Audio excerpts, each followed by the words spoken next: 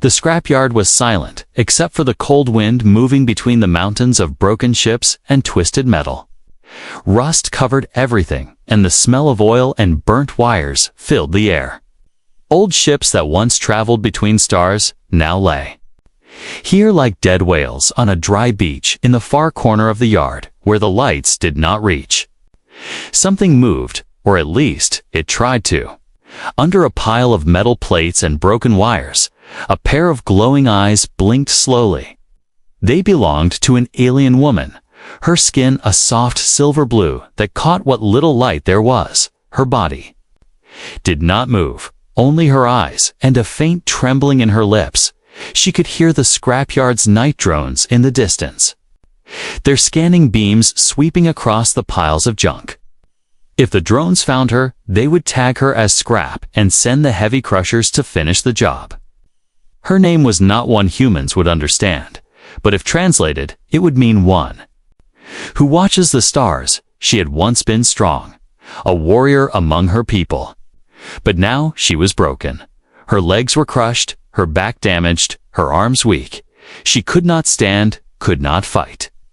And in her people's eyes, that meant she had no value.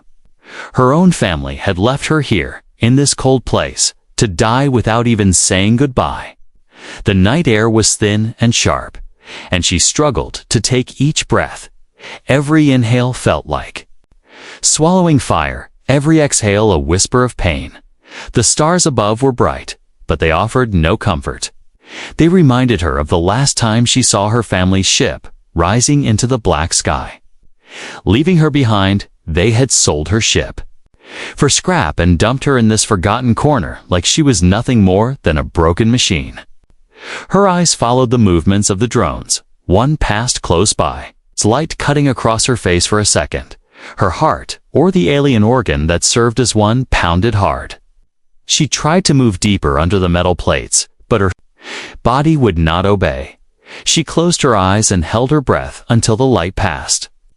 For a long time, there was only the sound of wind and the distant hum of machines. Then footsteps, not the sharp metallic clicks of a drone, not the heavy thumps of the scrapyard security bots. These were softer, uneven, human footsteps. A shadow moved between the piles of junk. It belonged to a tall man wearing a heavy coat and a scarf wrapped around his face. He carried a dim lantern in one hand and a small bag of tools in the other. His name was Daniel. Though she did not know it yet, he often came to the scrapyard at night, looking for parts to repair old machines. Daniel's eyes scanned the piles of scrap, searching for anything valuable. He was about to turn away when a glint of light caught his attention. He froze, narrowing his eyes. There, under a pile of old plates, something shiny reflected the glow of his lantern. At first, he thought it was a broken droid. The scrapyard was full of them, but when he crouched down and brushed away a thin layer of dust, he saw her eyes. They were not mechanical. They were alive. And they were staring straight at him. Daniel's breath caught in his throat. For a moment, neither of them moved. The alien woman's gaze was filled with fear, pain, and something else, a faint spark of hope. He whispered, almost to himself, "You're alive." Her lips trembled, but no sound came out. Daniel looked over his shoulder, scanning the shadows. If the scrapyard guards saw him with her, they would throw him out, maybe worse. A cold gust of wind made the piles of metal groan. Somewhere nearby, a guard bot began moving in their direction. Daniel had seconds to decide: leave her here and walk away like everyone else, or take the risk and try to save her. The woman's breathing grew faster, a faint rasp that told him she was running out of time. Daniel felt his hands clench around the lantern. He muttered, "Hold on," and began pulling away the metal plates. Each one scraped and clanged, sounding far too loud in the quiet night. The guardbot's red scanning beam appeared just 2 piles away. Daniel worked faster, ignoring the pain in his hands from the sharp edges. At last, he cleared enough to see her upper body. Her skin shimmered in the lantern light, covered in strange, glowing lines that pulsed slowly like a heartbeat. But her lower body was crushed beneath heavy parts he could not lift alone. Daniel cursed under his breath, then spotted an old hover cart nearby. He ran to it, dragged it over, and began sliding her onto it as gently as he could. She winced in pain, her eyes closing for a moment. "Stay with me," he whispered, urgently. The guard bot's beam swept closer. Now only one pile away, Daniel grabbed a dusty tarp and threw it over her. To anyone watching, it would look like a pile of broken junk. He pushed the cart slowly at first, then faster as the guard bot's sensors turned in the other direction. The scrapyard seemed endless in the dark. Every step felt like a race against time. He could hear her faint breathing under the tarp, each sound weaker than the last. Daniel's mind raced. Who was she? What happened to her? And why had no one come for her?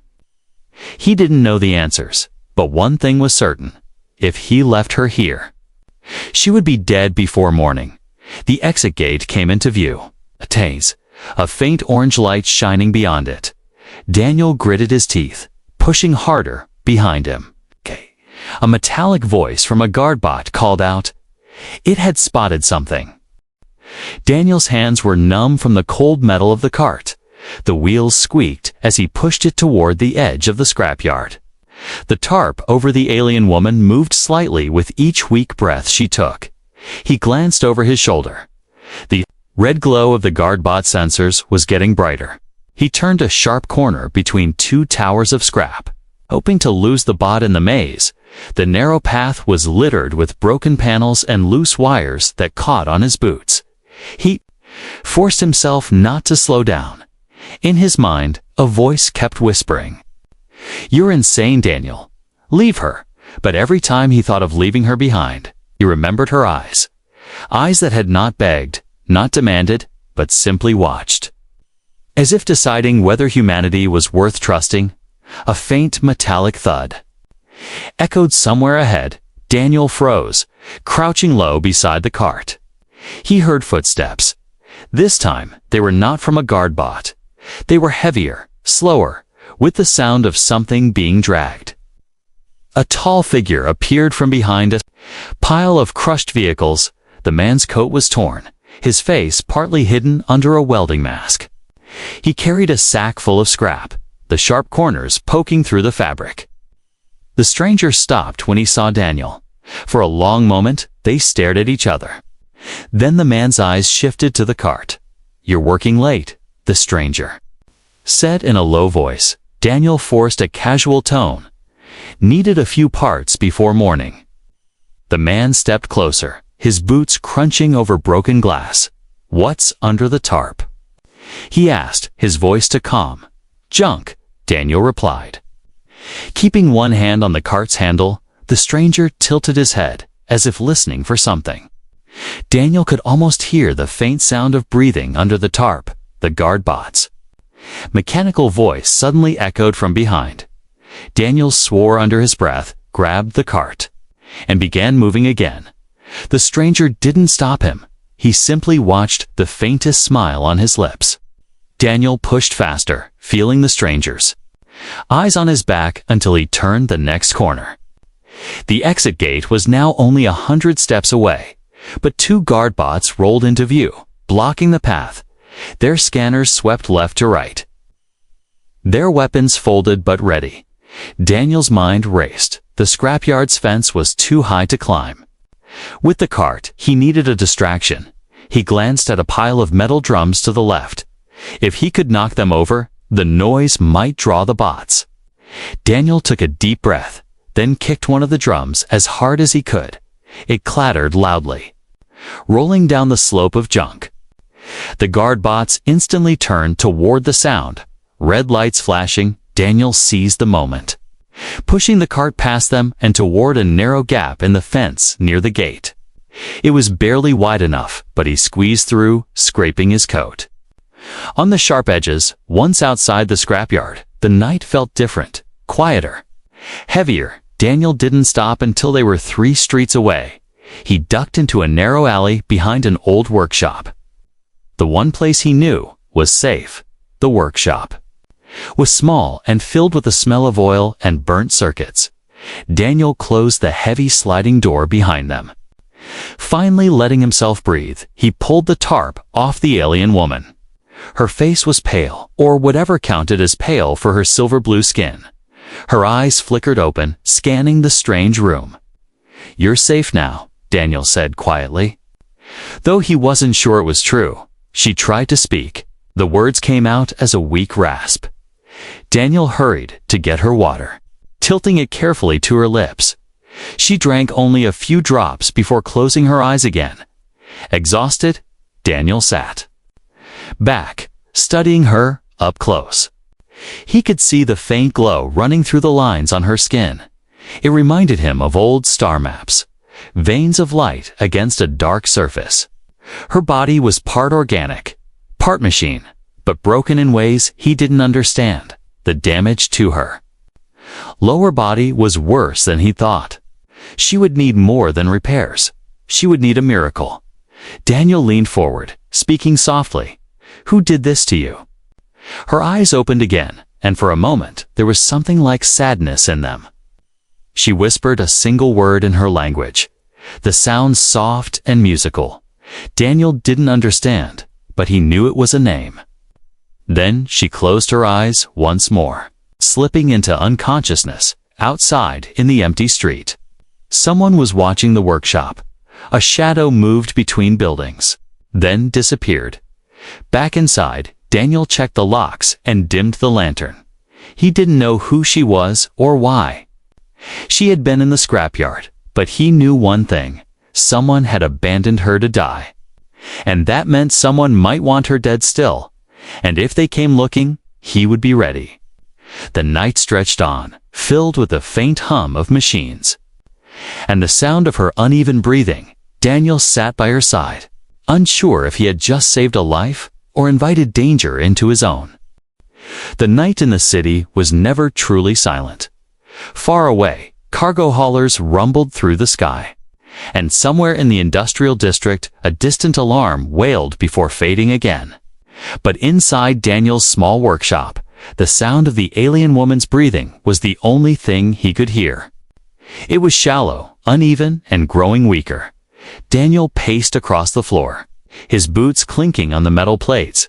His mind kept replaying the way he had found her, half buried. Barely alive, eyes wide with fear. He knew if he left her here. In the workshop, the danger wasn't over.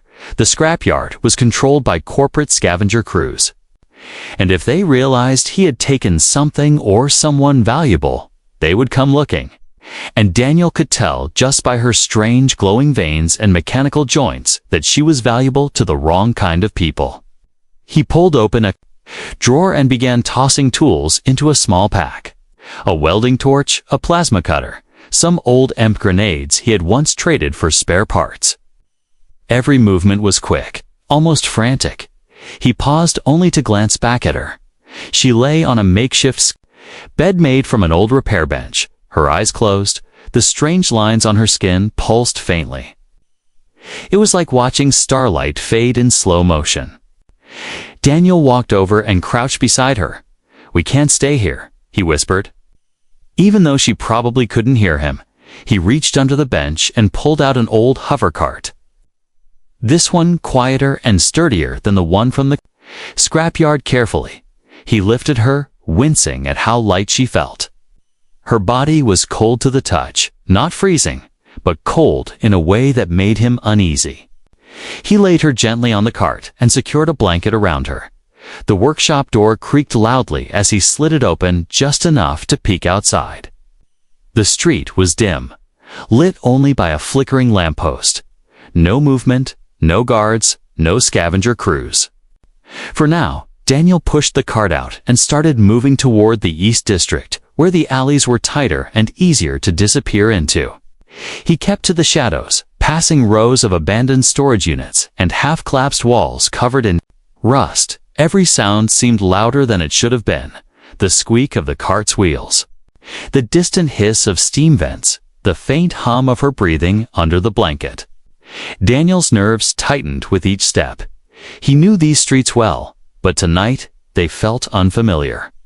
It was the feeling you got when you were being followed, and then he heard it, a soft click like metal boots against concrete. He turned his head slightly and caught a glimpse of movement in the corner of his vision. A shadow slipping behind a pile of scrap containers. He didn't stop walking, but his grip on the cart handle tightened. Whoever it was, they were keeping their distance, but they were fast. Daniel made a quick decision. Instead of heading straight toward the safer streets, he turned sharply into an old service tunnel entrance. The tunnel was narrow and smelled of damp rust. Water dripped from the ceiling, and the walls were lined with broken cables. His footsteps echoed, making it harder to tell if the shadow behind him had followed. Halfway through the tunnel, a faint light flickered ahead.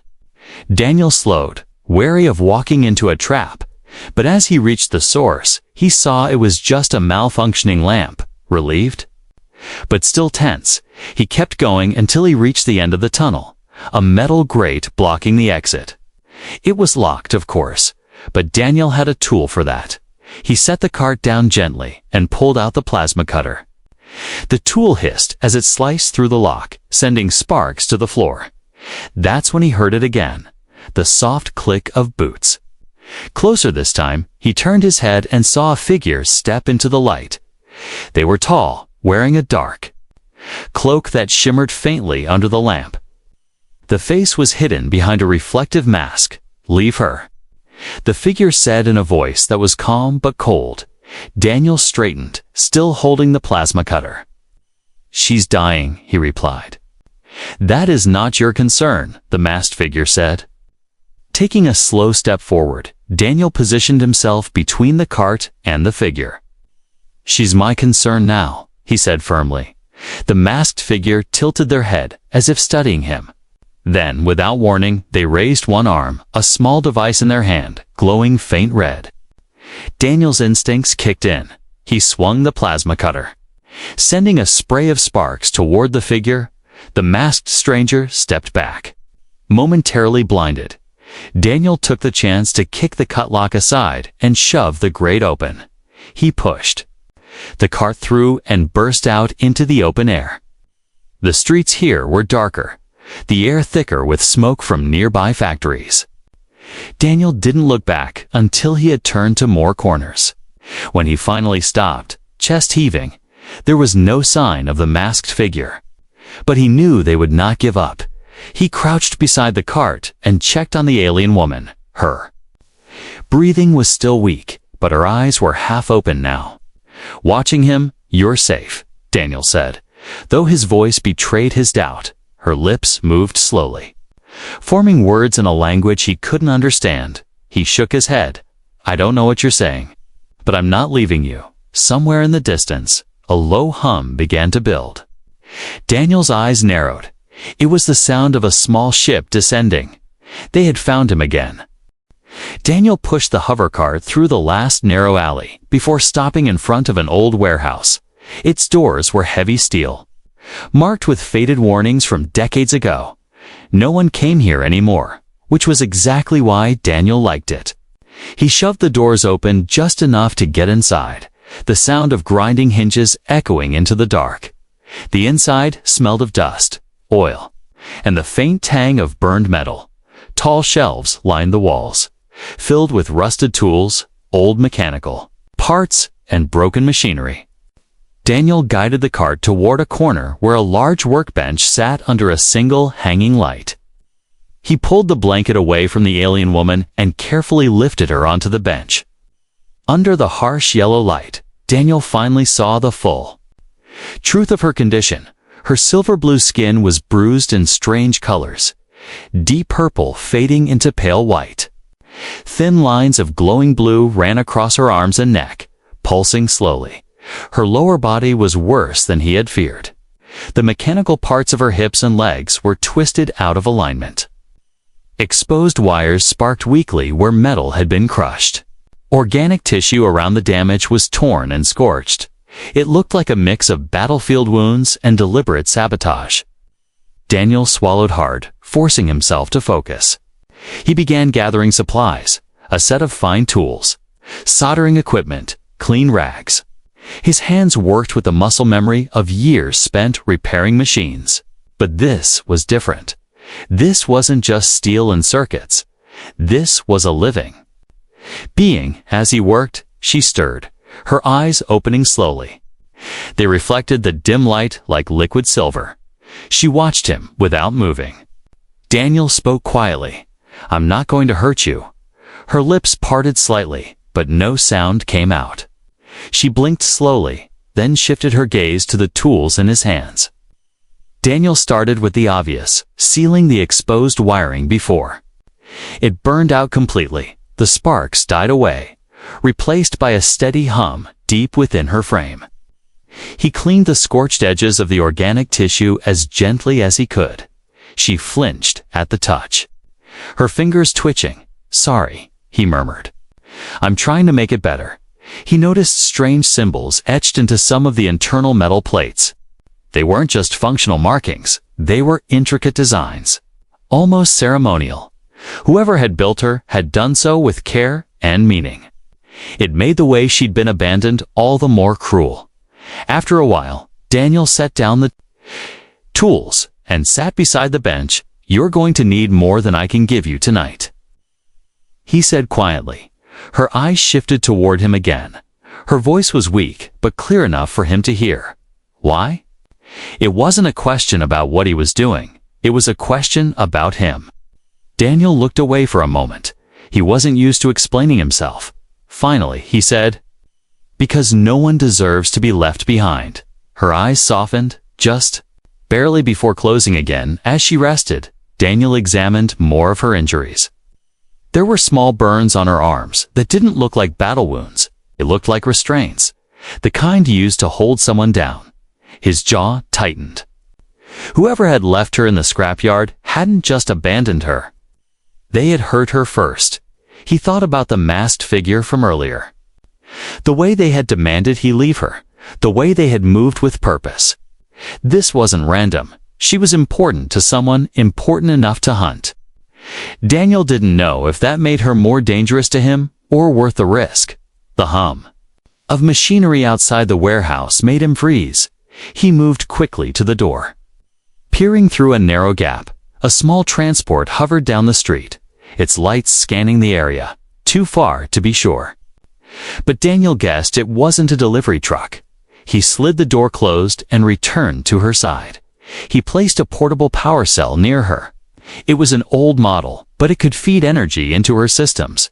He connected it carefully, and after few seconds, the glow in her veins brightened slightly. She let out a faint, almost relieved breath. Her fingers curled slightly against the bench. The first sign of movement he had seen in her hands. Daniel sat back, wiping sweat from his forehead. He didn't know if she would survive the night, but he knew one thing. Whoever she was, she had been through something brutal, and if they had gone to the trouble of leaving her to die in a scrapyard instead of simply ending her life, it meant she still had something they wanted, something worth coming back for. As he sat there, he heard her voice again, softer this time. "They will return," she whispered. Daniel leaned closer. "Who will?" Her eyes opened just enough to meet his. "My family," she said, the words heavy with bitterness. Then her eyes closed again, as if speaking had drained the last of her strength. Daniel leaned back, his mind racing. Family, not enemies. Not strangers, but family had done this to her. And if they were coming back, it wouldn't be for love or rescue. It would be for whatever she was carrying inside her. He reached over and tightened the blanket around her. "Let them come," he muttered under his breath. He didn't know how, but if they came for her, they would have to go through him first. The light above them flickered once, outside, in the shadows of the street. A figure stood watching the warehouse. The night was not over yet. The warehouse was quiet except for the faint hum of the power cell and the distant rumble of night traffic. Daniel sat in a chair beside the workbench, his eyes half closed, but his mind wide awake. He kept glancing at the alien woman, watching the slow rise and fall of her chest under the blanket. The glowing lines along her body pulsed a little brighter now, the power cell doing its work. It was past midnight when she stirred, her fingers twitched. Then her head turned slightly toward him. Daniel leaned forward. "Hey, easy," he said softly. Her silver eyes opened, and for a moment they seemed to search the room before finally settling on him. "You are human," she said, her voice still faint but steadier than before. Daniel nodded. "That's right. You took me from the scrap field," she continued, each word sounding like it took effort. "I wasn't going to leave you there." Daniel replied, "Not like that." For a long moment, she was silent. Then she asked the same question she had asked before. "Why?" Daniel shrugged slightly, "Because it was the right thing to do." Her eyes narrowed slightly. "Among my people, there is no right thing. Only strong or weak, and they thought you were weak." Daniel asked. Her gaze shifted away. "Not thought." Decided. Daniel waited. Sensing she was ready to say more, she took a slow breath, and her voice became softer. As if speaking to herself, "I was born into a clan of warriors. My family among the highest." Her eyes grew distant, the glow in them dimming slightly. "We are taught that the stars belong to those who can take them, and mercy is for those too weak to survive." Daniel frowned. "Sounds like a pretty cold way to live." "It is survival," she said simply. "Until the day you cannot keep up." Her hand shifted slightly, and Daniel noticed deep scars along her wrist, marks that looked deliberate. She saw him looking and pulled her hand back under the blanket. "In battle, I was injured. My ship damaged, my body broken," she said. "I thought they would help me. They were my blood." Her voice wavered, but she did not stop. "They brought me home. Not to heal me, but to strip my ship for parts." Daniel's stomach tightened. "They took everything. Every weapon, every system, even the core," she said. "When nothing was left, they left me too." In the scrapyard, Daniel shook his head. "Your family did that." Her eyes met his, and there was no doubt in them. "In my clan, if you cannot fight, you are nothing," she said, her tone carrying a bitter edge. "They did not kill me, but they made sure I would die alone for a while." Neither of them spoke. Daniel didn't know what to say. The idea of family abandoning one of their own was something he couldn't wrap his head around. Finally, she looked at him again, her gaze sharp despite her weakness. "They will return," she said. "Not for me. For what I carry." Daniel leaned forward. "What do you mean?"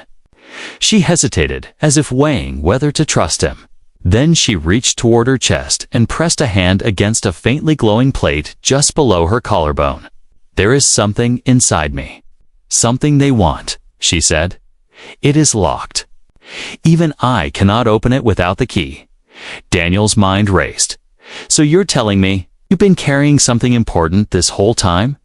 She nodded slowly. "Important enough to kill for." "Okay?" He leaned back in his chair, rubbing the back of his neck. "Great," he muttered. "So not only do I have someone to protect, I've got a target painted on both of us."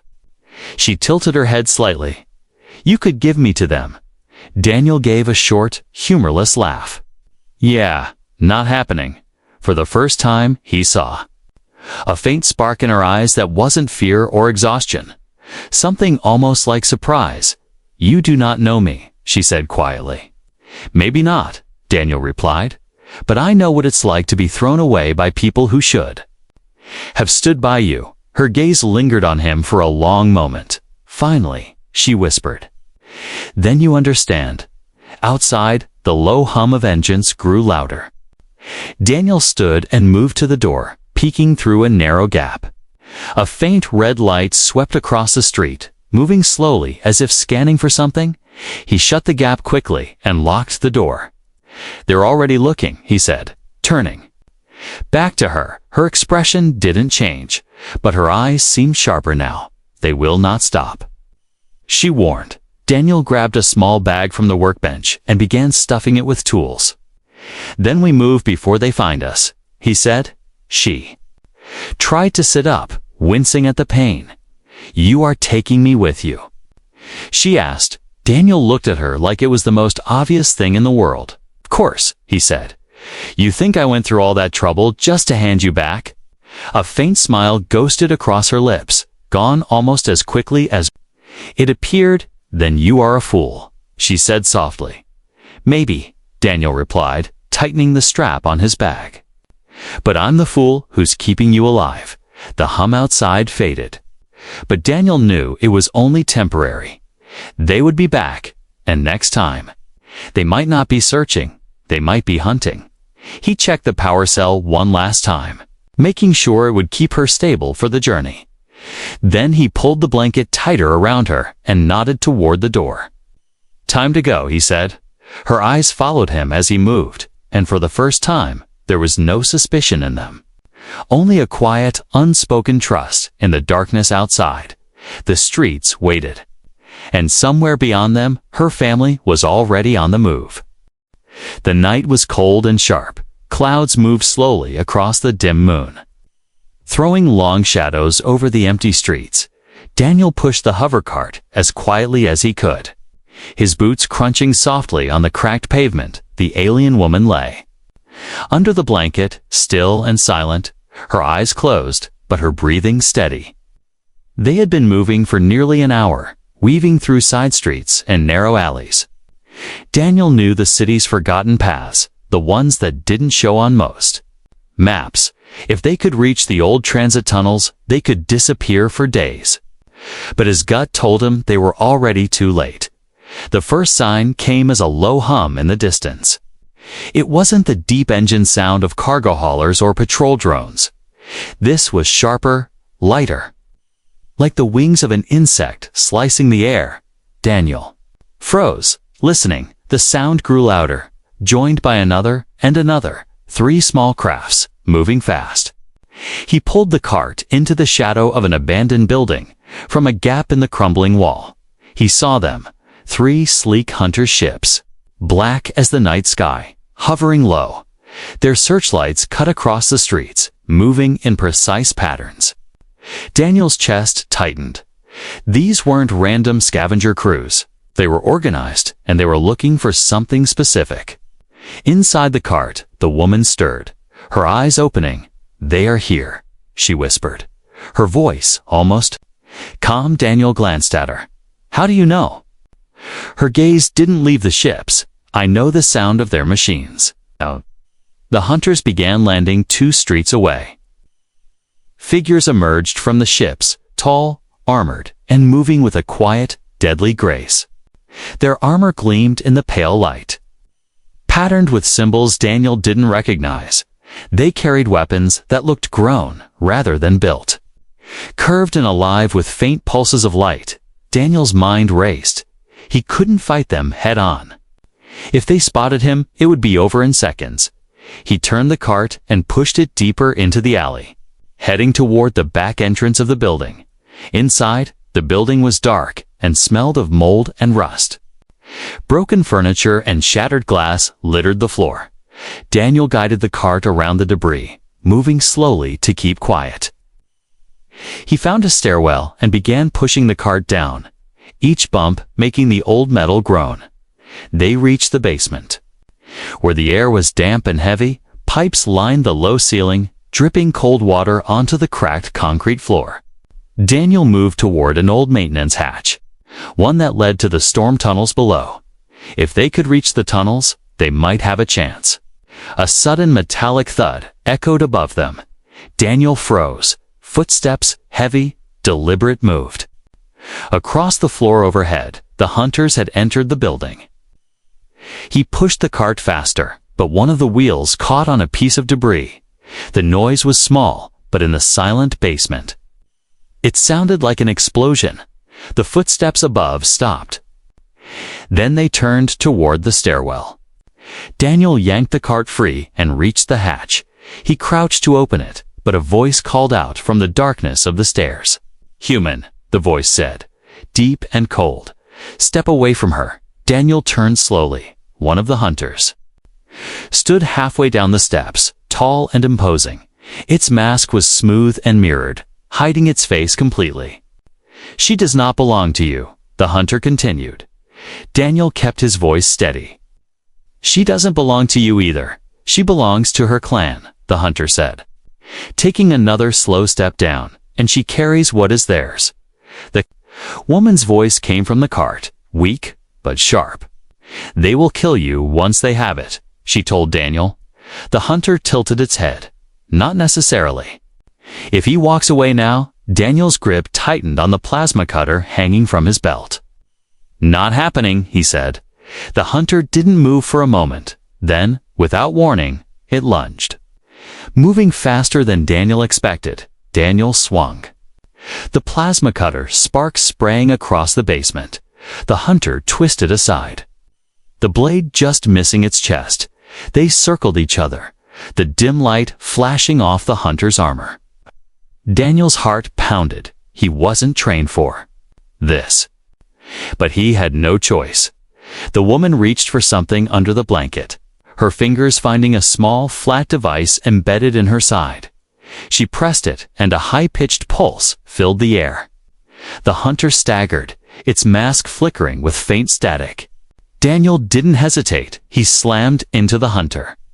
Knocking it back into the stairwell, he turned, grabbed the cart, and shoved it toward the hatch. The woman looked at him, her eyes sharper than before. "They will follow," she warned. Daniel pried the hatch open and lowered the cart into the dark tunnel below. "Then we make them regret it," he said, climbing in after her, above them.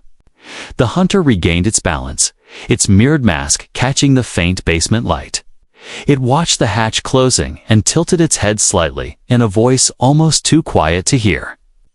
It said, "Run while you can." The hatch sealed with a heavy clang in the tunnels. Daniel's footsteps splashed in shallow water as he pushed the cart forward. The woman lay back, her gaze fixed on the darkness ahead. "They will not stop," she repeated. Daniel kept his eyes forward, his voice low, but certain. "Neither will I." The storm tunnels stretched on like a maze. The walls were damp, the air thick with the smell of rust and stagnant water. Daniel pushed the cart as fast as the narrow path allowed, spoots splashing in the shallow stream running down the center. Behind them, faint echoes followed. The hunters were in the tunnels now, their footsteps heavy and deliberate. The alien woman lay under the blanket, her eyes open and alert. "They know these tunnels," she whispered. "They will try to cut us off." Daniel glanced at her. "Then we don't give them the chance." He turned sharply at the next intersection, heading toward the old sector where the tunnels connected to a forgotten maintenance hub. The hum of the hunter's equipment grew louder. Every sound seemed to bounce off the walls, making it impossible to tell how close they were. Daniel's chest burned from the effort, but he kept moving. Finally, a dim light appeared ahead. The maintenance hub, a wide chamber filled with rusted machinery and broken catwalks. He pushed the cart inside and set it near a cluster of old generators. The woman looked around, her eyes scanning the room with quick precision. "This place can be defended," she said. Daniel smirked faintly. "Good, because I don't plan on running anymore."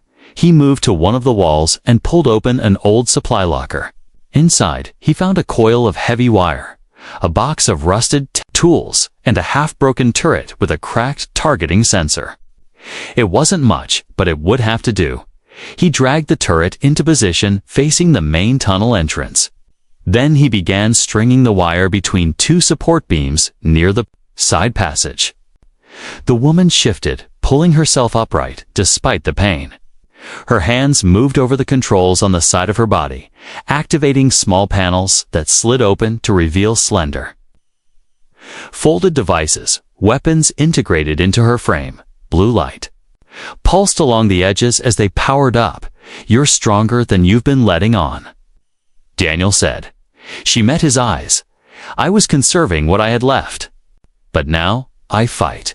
The first hunter appeared in the tunnel mouth, his armor gleaming under the faint lights of the hub. Daniel ducked behind the turret and kicked the power on. The old weapon whirred to life with a shaky hum, spitting bursts of energy toward the entrance. The hunter moved fast. Dodging between the broken machinery, Daniel's shots hit the walls, leaving scorched marks, but missing their target. A second hunter dropped from a hole in the ceiling, landing silently behind the generators. The woman turned, firing a beam of concentrated blue light that cut through the air like lightning. It struck the second hunter's shoulder, sending sparks flying and forcing it to stumble back. Daniel saw his chance. He grabbed the heavy wire he had strung earlier and yanked it hard. The wire whipped forward, catching the first hunter across the legs and pulling it off balance. They didn't have long to celebrate. The third hunter emerged from the shadows. Moving low and fast, it ignored Daniel and went straight for the cart. The woman twisted, trying to block it. But the hunter's speed was overwhelming. It reached. For her claws extended, Daniel didn't think. He just moved. He tackled the hunter from the side. Slamming both of them into the rusted wall, pain shot through his shoulder, but he held on, wrestling for control of the hunter's weapon. The hunter shoved him back, its strength far greater than his, before it could strike a beam from the woman's arm cannon hit it square in the chest. The blast knocked it back into the wall, where it collapsed in a smoking heap. The remaining two hunters regrouped, moving cautiously now. They advanced together, weapons ready. Daniel stood beside. The woman, breathing hard, "Got any more of those blasts?" he asked. She nodded once, enough for one more. The hunters moved in, their mirrored masks reflecting the dim light of the hub. Daniel glanced at the generators behind them. Most were dead, but one still hummed faintly with stored energy. He got an idea. "Cover me," he told her, without waiting for a reply. He sprinted toward the working generator, pulling the plasma cutter from his belt. The woman fired at the hunters, forcing them to dodge and break formation. Daniel reached the generator and jammed the plasma cutter into its casing. Sparks exploded as the old machine screamed to life, energy surging wildly. Daniel ripped two thick cables free and slammed them into the flooded floor. The water in the hub became a trap. Electric arcs danced across the surface, striking the hunters where they stood. Their armor lit up with blinding flashes before they collapsed, smoke rising from their bodies. The air was filled with the smell of ozone and burning metal. Daniel dropped the cables and staggered back toward the cart. The woman watched him with a strange expression, part approval, part something deeper. "You fight like one of us," she said quietly. Daniel smirked. "I'll take that as a compliment." She looked at the fallen hunters, then back at him. "They will send more," she warned. Daniel nodded. "Then we'll be ready." She tilted her head slightly. "We?" "Yeah," he said, without hesitation. "You're not alone anymore, for the first time." She allowed herself a real smile. Faint, but genuine. She sat back, her gaze shifting toward the tunnel that led deeper into the city. "Then we move," she said. "There's more to do." Daniel pushed the cart forward, the echoes of their fight still ringing in the empty hub. Above them, the city slept, unaware that a war had just begun beneath its streets.